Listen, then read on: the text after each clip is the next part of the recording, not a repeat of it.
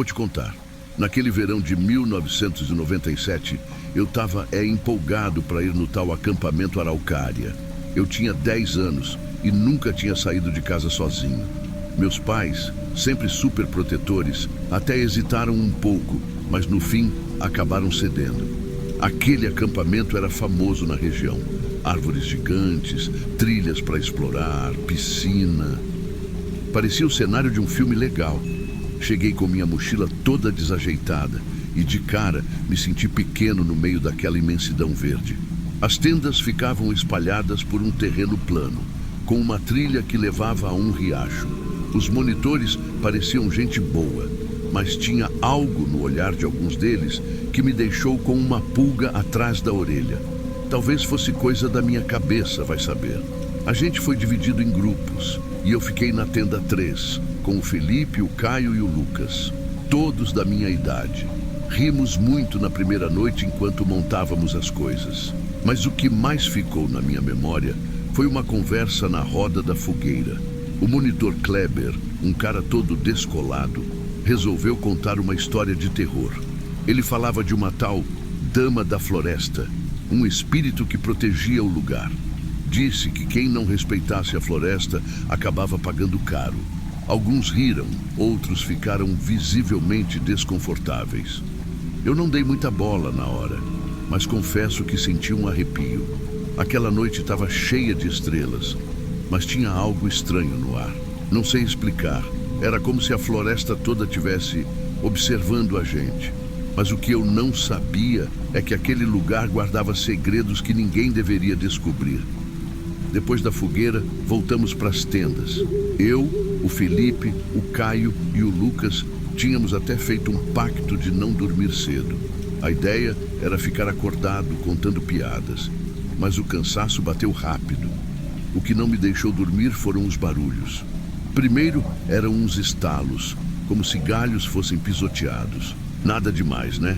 Podia ser algum animal. Mas aí, por volta da meia-noite, veio aquele som. Era um grito distante, agudo e curto, que parecia misturar dor e desespero. Não dava para saber se vinha de longe ou de perto.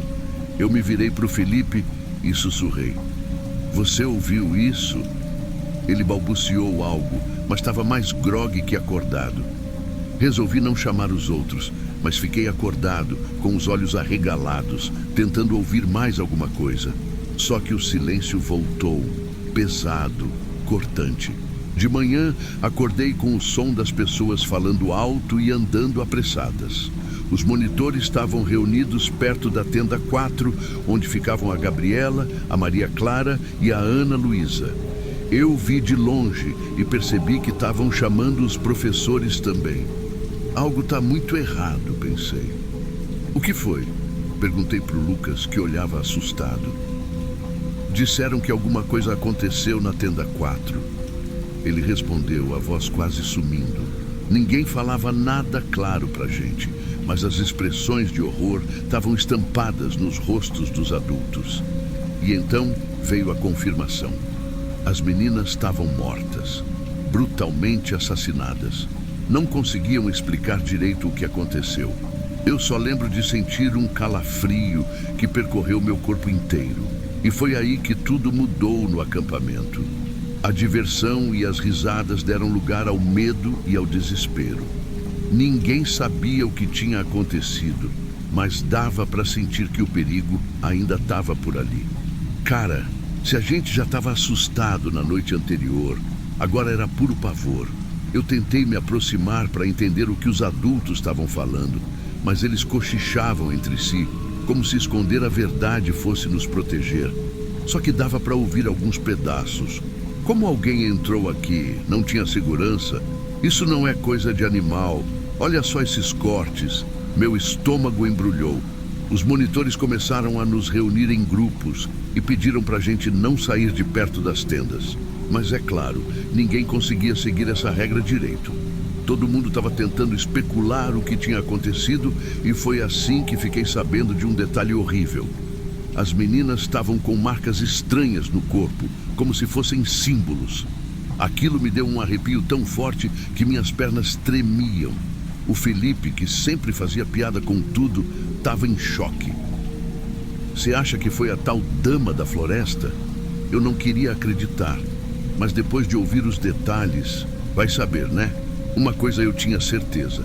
A partir dali, o acampamento Araucária nunca mais ia ser o mesmo para mim.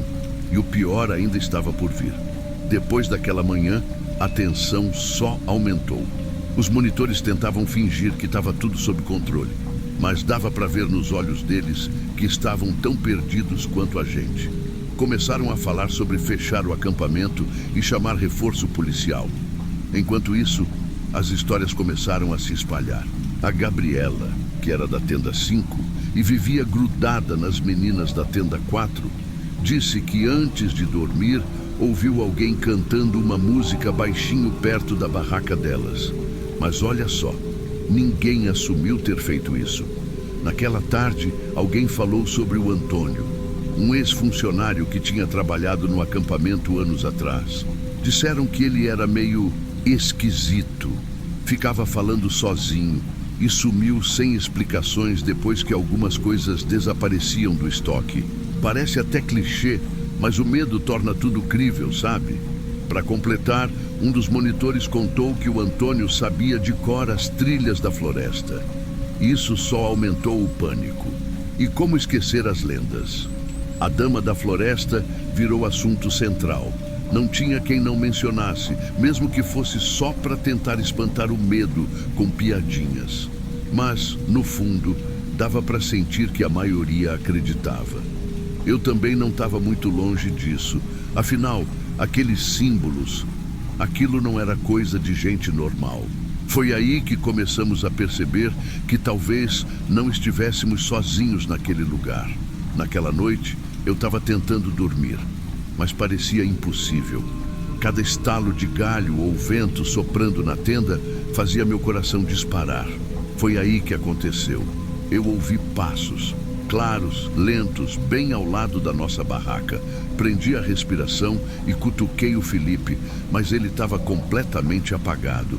De repente, a lona da tenda fez um barulho estranho, como se alguém tivesse passado a mão por fora. Meu corpo congelou. Eu queria gritar, mas minha voz simplesmente não saía. A sombra ficou lá por uns segundos e depois foi embora. Ou pelo menos eu pensei que tinha ido. Quando criei coragem para espiar, vi uma figura parada a alguns metros de distância na direção da floresta. Não dava para ver o rosto, só o contorno. Parecia que estava olhando direto para mim. Fechei o zíper da tenda o mais rápido que pude e me encolhi no meu saco de dormir, torcendo para aquilo ser só coisa da minha cabeça. De manhã, contei para os monitores. Mas como sempre, ninguém me levou a sério. Falaram que era o nervosismo e a imaginação pregando peças. Mas eu sabia o que tinha visto. E aquela sensação de estar sendo observado não me largou mais. Só que dessa vez, eu tinha certeza que alguém ou algo estava ali me vigiando. Depois daquela noite, eu já não queria mais ficar ali. Só pensava em ir embora, mas os monitores falaram que seria perigoso sair do acampamento com a floresta tão densa ao redor. Resolveram manter todo mundo junto, o que só deixava o clima ainda mais tenso. Foi então que, no meio de uma tarde, enquanto todo mundo estava na área comum, eu percebi que o monitor Kleber não estava mais por perto. Senti um impulso estranho e decidi seguir uma das trilhas mais afastadas, mesmo sabendo que isso podia dar problema. Depois de andar um tempo, encontrei uma cabana velha, quase escondida entre as árvores. Era pequena, parecia abandonada, mas a porta estava entreaberta. Entrei devagar e o que vi lá dentro me fez querer sair correndo. Havia desenhos nas paredes, os mesmos símbolos que tinham encontrado nos corpos das meninas. Tinha também roupas jogadas pelo chão e um caderno velho com anotações que não conseguia entender direito. Foi aí que ouvi passos. Alguém estava vindo. Me escondi atrás de um armário e esperei, com o coração disparado. Quando a porta abriu, eu vi uma sombra entrar e parar bem no meio da cabana. Era alguém alto, usando um capuz. Eu não consegui ver o rosto, mas dava para sentir que aquela pessoa sabia que eu estava lá. E então ela disse algo que eu nunca vou esquecer. Você não deveria ter vindo aqui. Por sorte, a pessoa pareceu sair da cabana depois de alguns minutos. Mas eu fiquei lá, imóvel, por um bom tempo, até ter certeza de que era seguro sair. Quando finalmente criei coragem, saí correndo o mais rápido que pude. O coração parecia que ia explodir, e o som dos meus passos na floresta só fazia tudo parecer mais assustador. Quando cheguei de volta ao acampamento, tudo estava um caos. Os monitores tinham percebido que eu sumira e já estavam se organizando para me procurar. Contei o que tinha visto, mas, mais uma vez, ninguém parecia acreditar. Falavam que eu estava inventando coisas por causa do medo. Foi a última noite no acampamento. No dia seguinte, os pais de todos foram chamados para buscar a gente. A polícia apareceu por lá, mas nunca ouvi falar de nenhuma solução para o caso. A cabana nunca foi encontrada de novo. Os símbolos, bem, ninguém nunca explicou o que eram. Até hoje, quando penso naquela semana, sinto um arrepio.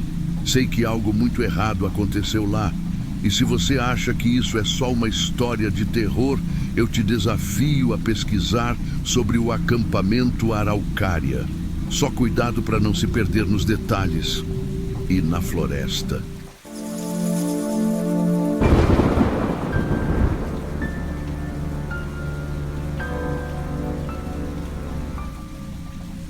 Cara, deixa eu te contar uma história que aconteceu comigo há uns 5 anos.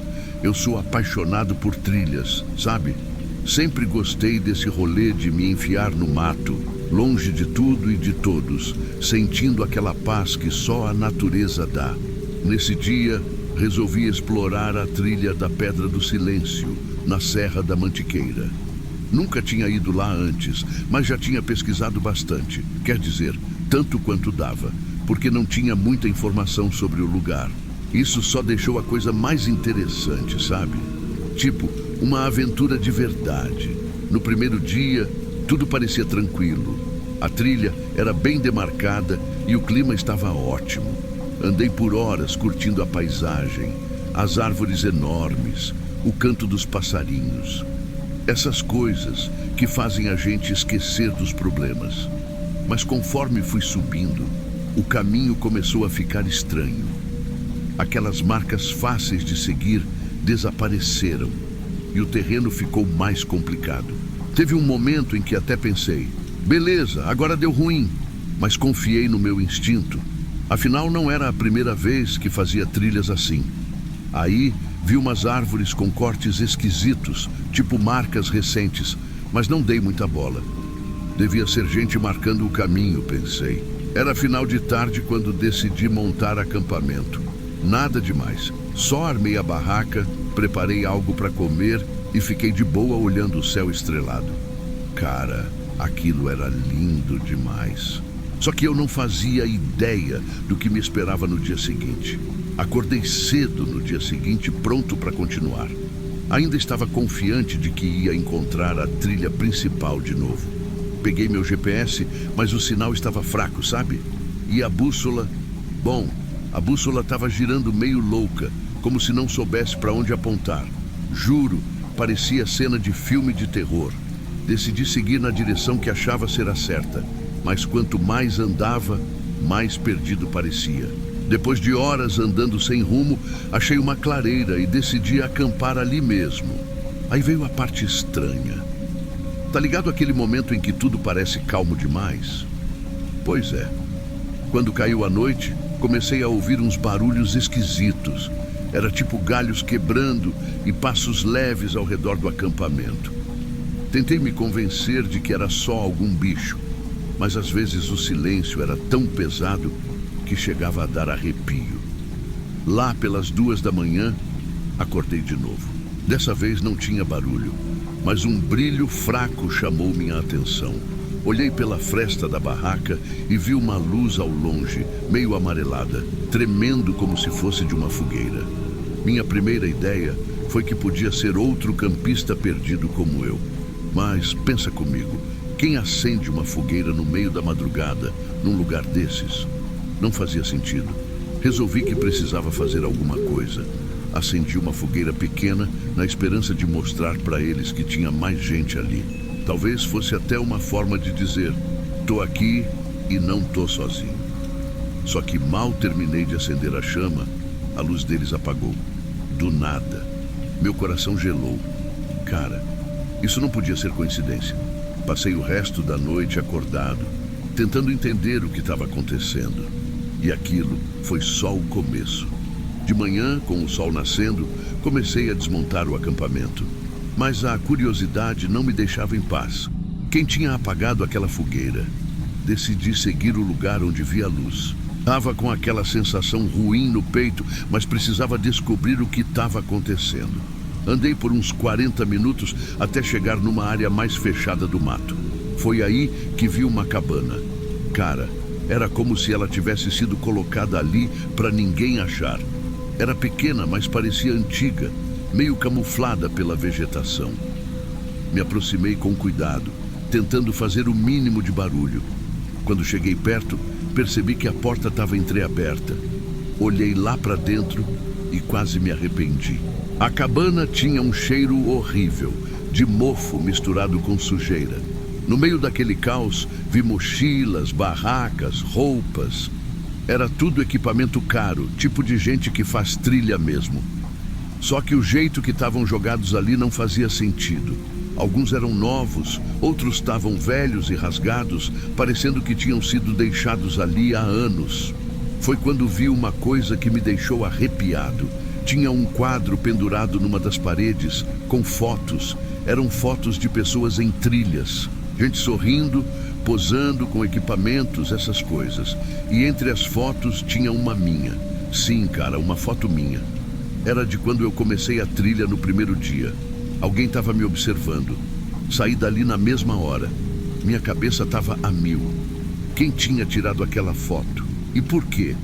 Tentei voltar pelo caminho que tinha feito, mas parecia que o mato estava diferente, como se fosse outro lugar. E foi aí que ouvi passos. Passos rápidos, vindo na minha direção. Fiquei parado, segurando a respiração. Olhei ao redor e percebi umas armadilhas no chão, tipo buracos camuflados e fios esticados entre as árvores. Cara, aquilo era coisa de profissional. Quem quer que estivesse ali sabia o que estava fazendo. Me escondi atrás de umas pedras e esperei. Escutei vozes, duas pessoas conversando, mas não consegui entender o que diziam. Quando achei que era seguro, comecei a andar na outra direção, tentando me afastar o máximo possível. Cada barulho que eu fazia parecia ecoar mais alto do que devia. Era como se o mato inteiro estivesse me denunciando. Aí vi as silhuetas de duas pessoas, bem de longe. Elas estavam armadas. Não pensei duas vezes e corri. Corri como nunca na minha vida. O som dos meus passos se misturava com o barulho de folhas e galhos quebrando, e minha respiração estava fora de controle. Olhei para trás algumas vezes, mas não conseguia ver nada. Ainda assim, sentia que estava sendo seguido. O medo era real, cara. Era como se aquelas pessoas tivessem surgido do nada, e eu sabia que não podia parar. Depois de alguns minutos que pareceram uma eternidade, finalmente avistei uma pedra grande que eu lembrava de ter passado no primeiro dia. A sensação de alívio foi imediata. Segui por aquela direção e, por sorte, encontrei a trilha principal. Meu corpo inteiro tremia, mas eu sabia que estava perto de sair dali. Quando cheguei na entrada da trilha, percebi marcas de pneus na terra. Não tinha visto aquilo quando cheguei. Isso só podia significar que aquelas pessoas tinham um carro ou algum jeito de chegar até lá sem precisar andar tanto. Meu coração disparou de novo, mas continuei andando até chegar no meu carro, que estava estacionado mais adiante. Assim que entrei no carro, tranquei as portas e dirigi direto para a cidade mais próxima. Fui direto à delegacia e contei tudo o que tinha acontecido. Dei as coordenadas da cabana, descrevi as armadilhas e falei sobre as pessoas que vi. Mas sabe como é, né? A polícia não pareceu levar muito a sério. Disseram que iam investigar, mas eu nunca soube se fizeram mesmo alguma coisa. Até hoje eu penso nisso. Quem eram aquelas pessoas? O que elas queriam? E pior, o que aconteceu com as outras pessoas cujas coisas estavam naquela cabana? Talvez eu nunca saiba. Mas uma coisa é certa: eu tive muita sorte de sair dali inteiro. Nunca mais subestimei uma trilha desconhecida depois disso.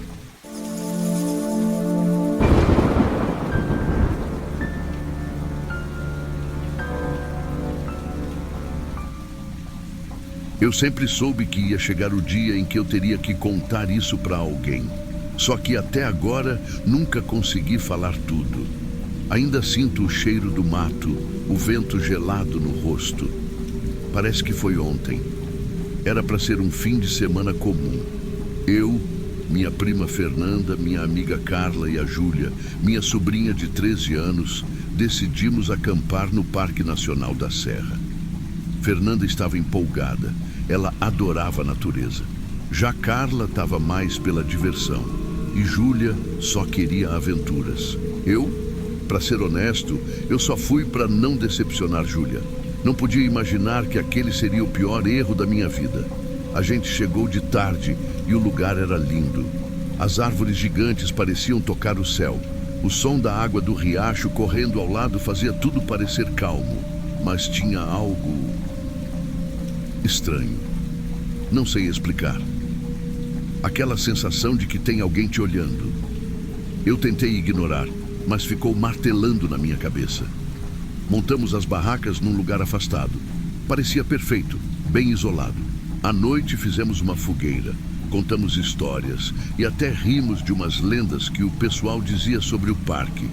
Só que no fundo eu sentia um aperto. Olha, se tem uma coisa que aprendi, é que nunca ignore o que sua cabeça tenta te avisar. Na segunda noite, acordei com um barulho.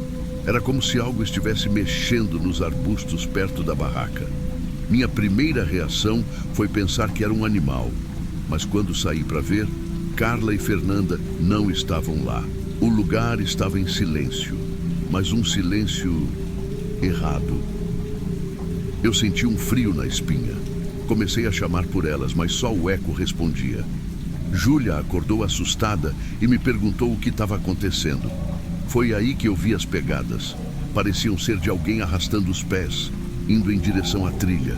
Naquele momento, eu só queria proteger a Júlia. Peguei a lanterna e disse que íamos esperar o dia clarear.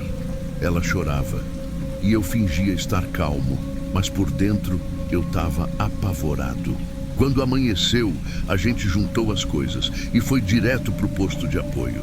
Lá, expliquei tudo o que tinha acontecido. Mas parecia que ninguém entendia a gravidade do que estava rolando. Só depois que a polícia chegou, que as coisas começaram a andar.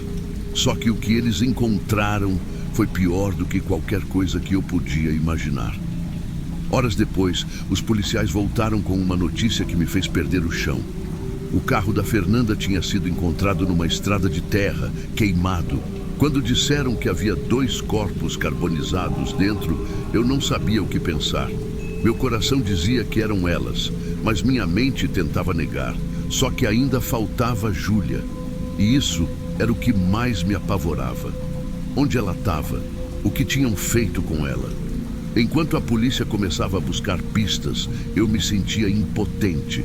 A única coisa que eu podia fazer era esperar, e isso era um inferno. 2 dias depois, eles encontraram o corpo da Júlia. Ela estava numa área remota do parque, deitada entre as árvores. Tinha sido estrangulada. Meu mundo desabou. Eu ainda lembro do rosto dela, pálido, sem vida. Era como se tudo tivesse acabado para mim ali. A dor era insuportável, mas também tinha algo mais: raiva. Eu precisava entender o que tinha acontecido e quem era responsável. As investigações começaram a apontar para Marcelo, um dos funcionários do parque. Ele era aquele tipo de pessoa que ninguém notava muito, sempre quieto, mas sempre por perto. A polícia descobriu que ele vinha desligando as câmeras de segurança em certos pontos do parque e que já tinha sido acusado de comportamento estranho no passado, mas nada concreto. Quando Marcelo foi preso e começou a confessar, tudo ficou ainda mais assustador. Ele disse que vinha observando a gente desde o momento em que chegamos. Sabia o horário em que estávamos distraídos, onde as mulheres ficavam sozinhas. Contou como atraiu Fernanda e Carla até o carro e, com um sorriso, falou de Júlia como se ela fosse um brinquedo. Sabe, quando você ouve algo assim, seu corpo inteiro reage. O sangue ferve, mas ao mesmo tempo você sente um vazio. Não conseguia acreditar que aquele homem, alguém que parecia inofensivo, era capaz de tanta crueldade. Depois de tudo, eu comecei a me culpar. Me perguntava o tempo todo: por que eu sobrevivi? Por que não fiz mais para salvar elas? A polícia disse que foi sorte, que o fato de eu ter ficado acordado com a lanterna acesa provavelmente impediu Marcelo de atacar a gente naquela noite. Ele mesmo confirmou isso. Só que saber disso não me trouxe nenhum alívio. Pelo contrário, só aumentou minha culpa. Desde então, minha vida nunca mais foi a mesma. Tenho medo de lugares isolados. Fico desconfiando de qualquer pessoa que passa por mim na rua. Tento seguir em frente, mas é como se algo sempre me puxasse para trás. E olha, se você chegou até aqui na minha história, aproveita para se inscrever no canal e compartilhar isso com outras pessoas. A gente acha que essas coisas só acontecem nos filmes ou com os outros, mas não é verdade. Pode acontecer com qualquer um. É por isso que a gente precisa estar sempre atento e nunca ignorar aqueles sinais estranhos. Eles podem salvar sua vida. Depois do que aconteceu, o Parque Nacional da Serra mudou completamente. Agora tem câmeras por todo lado, os acessos às trilhas são monitorados e a segurança é bem mais rígida. Mas, sinceramente, nada disso traz as meninas de volta.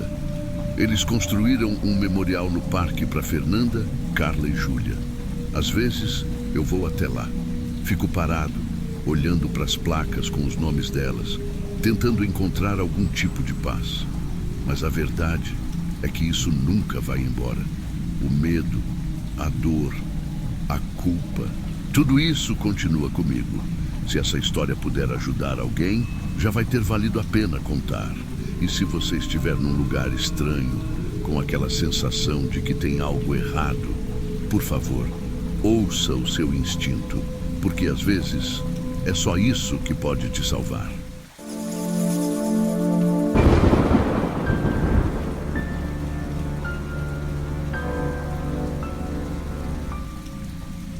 Eu e a Lúcia sempre curtimos fugir da rotina nos fins de semana, principalmente para acampar em lugares isolados.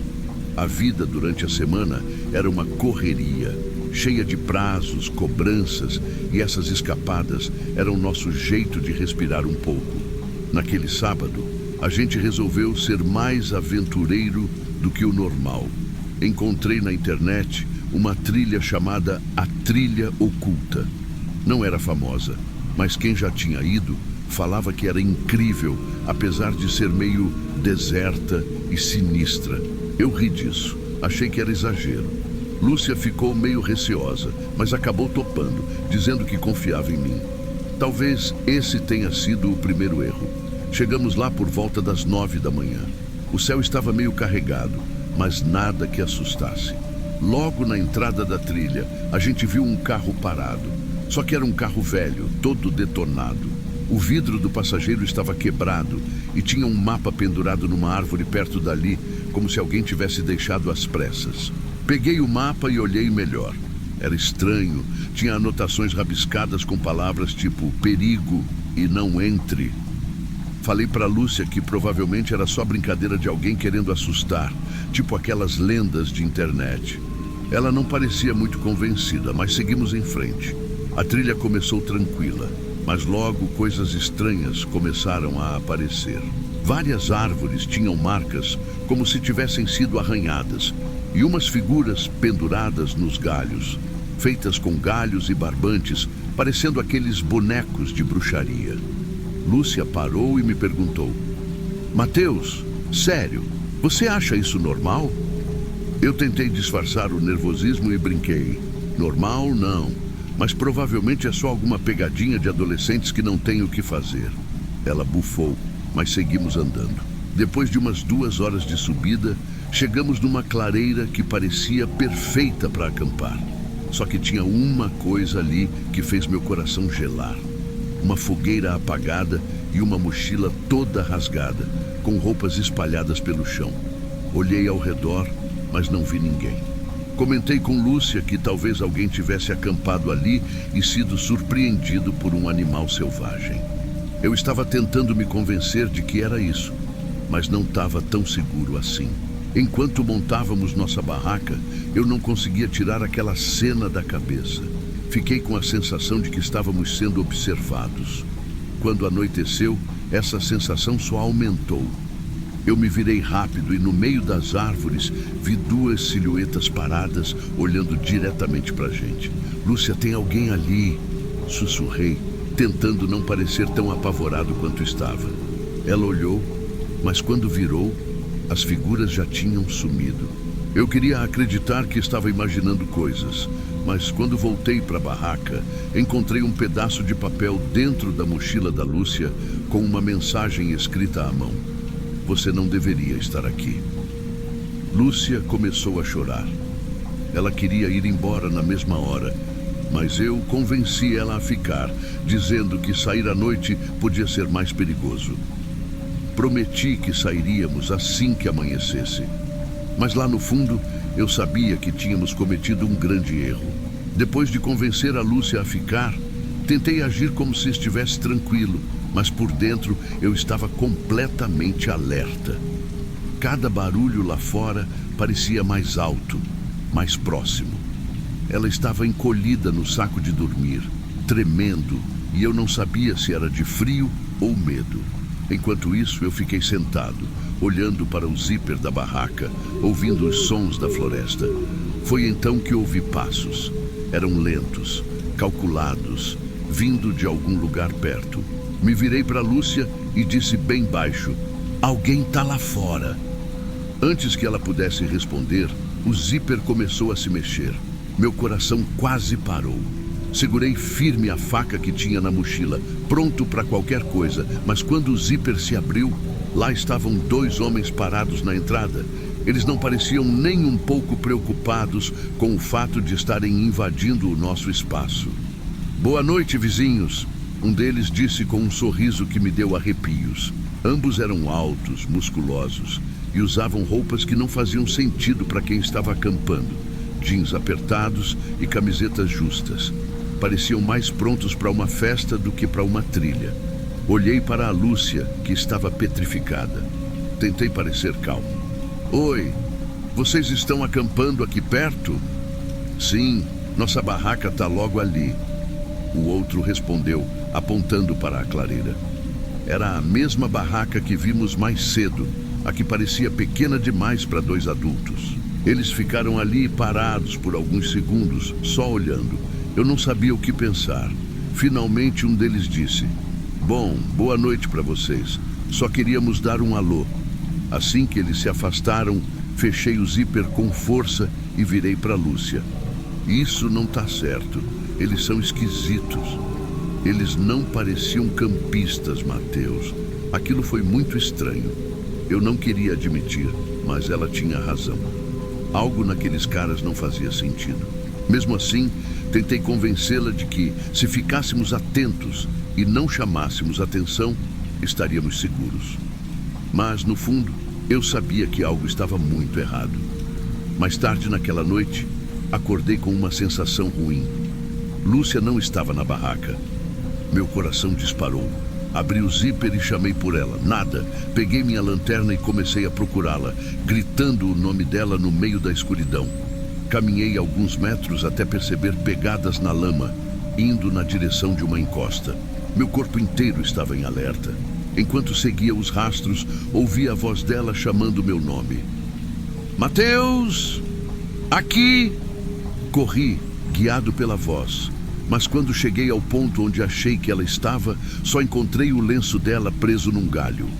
Minha lanterna iluminou ao redor e foi então que ouvi passos atrás de mim. Meu sangue gelou. Girei rápido e vi uma das silhuetas dos homens escondida entre as árvores. Não tive coragem de me aproximar. Em vez disso, corri de volta ao acampamento. Cheguei na clareira ofegante e encontrei Lúcia sentada na entrada da barraca, tremendo. Ela estava pálida, com os olhos arregalados. O que aconteceu? Onde você estava? Perguntei, me ajoelhando ao lado dela. Eles estavam ao meu redor. Não falaram nada. Só ficaram olhando, Mateus. Eles não piscavam, não se mexiam. Só me observavam. Eu tentei acalmá-la, mas estava tão apavorado quanto ela. Vamos sair daqui, agora. Pegamos nossas coisas às pressas. Nem me preocupei em organizar direito. Eu só queria sair dali o mais rápido possível. Enquanto Lúcia arrumava a mochila dela, fui checar a trilha de volta. Foi aí que vi um deles. Ele estava parado, bem no meio do caminho. Era o mais alto dos dois, segurando algo na mão que parecia um pedaço de metal afiado. Ele não falou nada, só ficou olhando.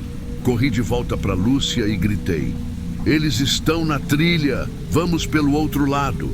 Não sei como, mas conseguimos pegar um desvio pela floresta, correndo no meio da lama e dos galhos.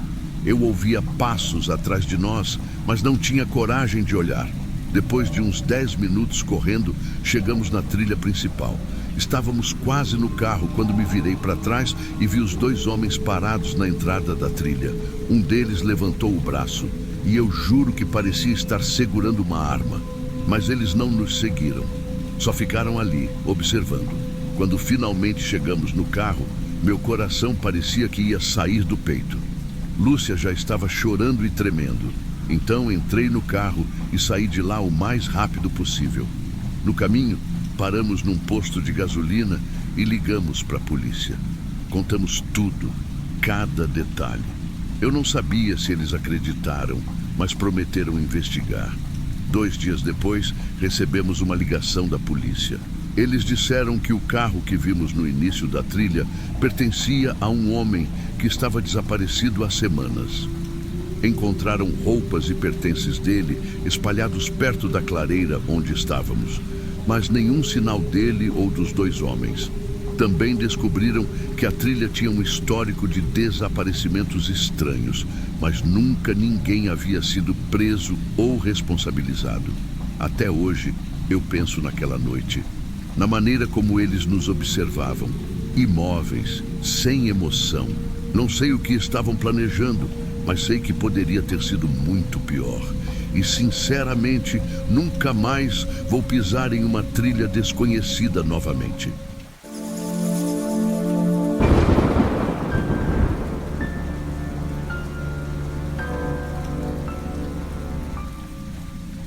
Eu nunca pensei que uma simples viagem de acampamento com meus amigos acabaria do jeito que acabou.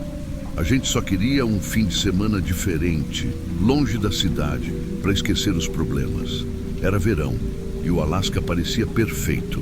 Um lugar remoto, cheio de árvores, um lago cristalino. Parecia coisa de filme. Chegamos no final da tarde. Éramos 5. Eu, Ethan, Sarah, Lucas e Marina. Cada um tinha uma função. Enquanto Ethan e Lucas montavam as barracas, eu e Marina cuidávamos da fogueira. E Sarah já estava tirando fotos de tudo, como sempre fazia. Ela adorava capturar momentos como esses. Depois que tudo estava pronto, a gente se juntou ao redor da fogueira. O clima era ótimo, risadas, histórias e, claro, marshmallows. Até que Lucas resolveu contar sobre um tal Homem da Máscara, uma lenda local que ele tinha lido na internet. Diziam que pessoas tinham desaparecido naquela floresta e que os corpos, quando encontrados, sempre estavam mutilados. Ninguém sabia quem era o responsável, mas havia rumores sobre um homem que usava uma máscara de madeira e caçava pessoas como animais. Todo mundo riu, dizendo que ele estava tentando assustar a gente. Eu ri também. Mas alguma coisa naquela história me incomodou. Naquela noite, quando fomos dormir, eu ainda estava pensando no que Lucas disse. Foi aí que ouvi os primeiros sons estranhos. Galhos quebrando, passos pesados, mas distantes. Achei que fosse algum animal e me forcei a dormir. Mal sabia que aquilo era só o começo. Eu não sei exatamente o que me acordou naquela madrugada, mas lembro do silêncio.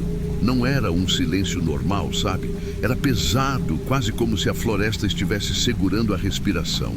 De repente, ouvi Ethan sussurrando meu nome. Ele estava parado na entrada da barraca, com uma lanterna na mão, o rosto meio pálido. "Rafael, tem alguém lá fora", ele disse. Eu saí e vi que o nosso cooler estava aberto, com as coisas jogadas no chão. "Será que foi um urso?", perguntei, mas Ethan só apontou com a lanterna. Foi aí que eu vi, entre as árvores, uma silhueta. Não dava para ver muito, mas a pessoa estava parada, olhando para a gente. Não sei como, mas eu sabia que era um homem. "Ei, quem tá aí?", gritei, tentando soar bravo, mas minha voz tremeu. A figura não respondeu. Ficou lá imóvel por alguns segundos e depois desapareceu na escuridão. Ethan e eu acordamos todo mundo. Lucas pegou um canivete, Marina segurava uma lanterna como se fosse uma arma e Sara só queria que a gente fosse embora. Depois de uns 20 minutos procurando, a gente não encontrou nada. Decidimos reforçar o acampamento e ficar juntos até o amanhecer. Antes de voltar para a barraca, ouvi uma risada. Era baixa, quase como um sussurro. Quando virei para trás, não vi ninguém, mas sabia que não estava imaginando coisas. Naquele momento, eu percebi que a gente não estava sozinho. E pior, quem quer que fosse, estava brincando com a gente. Quando o dia finalmente amanheceu, ninguém tinha conseguido dormir direito. A gente ficou em silêncio por um tempo, olhando uns para os outros, como se tentasse entender o que tinha acontecido. Ethan quebrou o silêncio. Alguém mexeu nos nossos suprimentos de novo. Ele estava segurando o cooler, que agora estava praticamente vazio. Algumas das nossas lanternas também tinham sumido. Até o mapa que a gente tinha deixado em cima de uma pedra tinha desaparecido. "Não dá para ficar aqui. A gente precisa ir embora", Sara falou com a voz embargada. Ela estava claramente assustada e eu não podia culpá-la. Marina concordou e todo mundo começou a desmontar o acampamento. Enquanto a gente arrumava tudo, Lucas olhou para a floresta e congelou. Ali, olha", ele apontou. E quando virei, vi novamente o homem mascarado. Agora dava para ver mais detalhes. A máscara era feita de madeira, cheia de arranhões e lascas, e ele vestia uma jaqueta escura, toda suja. Ele estava parado ali, só nos observando. "Você quer alguma coisa?", Lucas gritou, mas o cara não respondeu. Só deu um passo para trás e sumiu nas árvores. Foi nesse momento que começamos a entrar em pânico. Decidimos sair dali o mais rápido possível, mas o problema era que a trilha parecia diferente. A gente estava andando há quase 1 hora quando percebi que algo estava errado. Tudo parecia igual. As mesmas árvores, o mesmo cheiro de madeira úmida. E então vimos uma árvore com um símbolo estranho esculpido nela. Parecia um X dentro de um círculo. "Isso estava aqui ontem?", Marina perguntou nervosa. Antes que alguém pudesse responder, ouvimos passos, pesados, lentos, vindo de várias direções. O mascarado não estava sozinho. A gente começou a correr. Não importava para onde, só queríamos sair dali. O som dos passos continuava nos seguindo e era como se as árvores estivessem se fechando ao nosso redor. Foi aí que aconteceu. Sara estava na frente quando escorregou em um barranco. A queda foi feia e a gente correu para ajudá-la. Ela tentou se levantar, mas gritou de dor. O tornozelo dela estava inchado e dava para ver que ela não ia conseguir andar. "E agora? A gente não pode ficar aqui", Ethan disse, olhando nervoso para os lados. O som dos passos tinha parado, mas a sensação de ser observado ainda estava lá. "Alguém tem que ir buscar ajuda", Lucas falou. Ele sugeriu que 2 de nós fossem procurar uma saída enquanto os outros ficassem com Sara. Eu não queria me separar, mas parecia a única opção. No final, Ethan e eu ficamos com Sara, enquanto Lucas e Marina seguiram pela trilha. A tensão era insuportável. Ficamos ali, em silêncio, ouvindo qualquer coisa que parecesse fora do normal. Até que, de repente, ouvimos um galho quebrar. Olhei para trás e lá estava ele, o mascarado. Ele não se mexia, só nos olhava, mas agora dava para ver que ele segurava um facão na mão. Meu coração parecia que ia sair do peito. "Sai daqui!" gritei, mas ele só inclinou a cabeça como se estivesse se divertindo. E então ele começou a andar na nossa direção. Eu não sei como consegui, mas peguei um galho do chão e tentei enfrentar o cara. Meu corpo inteiro tremia, mas eu precisava fazer alguma coisa. "Vai embora!" gritei, balançando o galho como se fosse uma arma de verdade. O mascarado parou por um segundo, como se estivesse avaliando a situação. Foi aí que ele levantou o facão e veio correndo na nossa direção. "Ethan, corre!" gritei.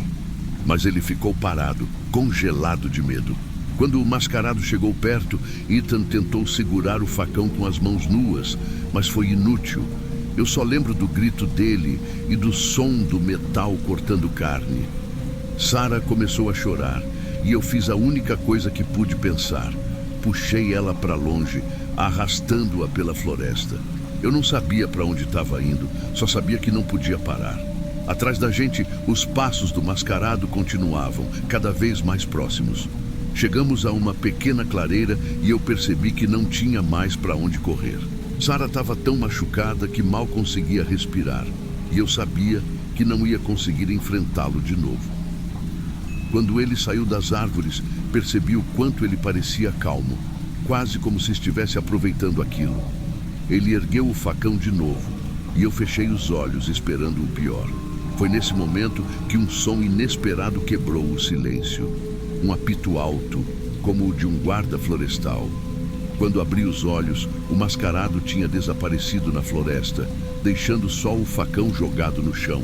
Horas depois, fui encontrado por Lucas e Marina, que tinham conseguido chegar a uma estrada e sinalizaram para uma equipe de busca. Eles estavam com 2 guardas florestais e pareciam tão traumatizados quanto eu. Sarah foi levada de helicóptero para um hospital, mas Ethan, ele não teve a mesma sorte. Os guardas florestais disseram que aquela área já tinha registros de desaparecimentos, mas que nunca tinham conseguido capturar o responsável. Eles chamavam ele de O Caçador, e tudo que sabiam era que ele costumava marcar árvores com símbolos para confundir as vítimas e mantê-las dentro do território dele. Antes de ir embora, insisti para a gente voltar até a clareira para pegar o facão que ele tinha deixado para trás. Mas quando chegamos lá, não tinha nada. Nem o facão, nem qualquer sinal de que alguém tinha estado ali. Até hoje, às vezes, eu acordo no meio da noite achando que ouço galhos quebrando lá fora. Eu sei que aquele homem ainda está por aí, esperando por sua próxima vítima. E sabe o que é pior? A gente nunca vai saber quem ele é ou por que faz isso. Eu só sei que se você ouvir passos na floresta, não tente entender o que é. Corra e nunca olhe para trás.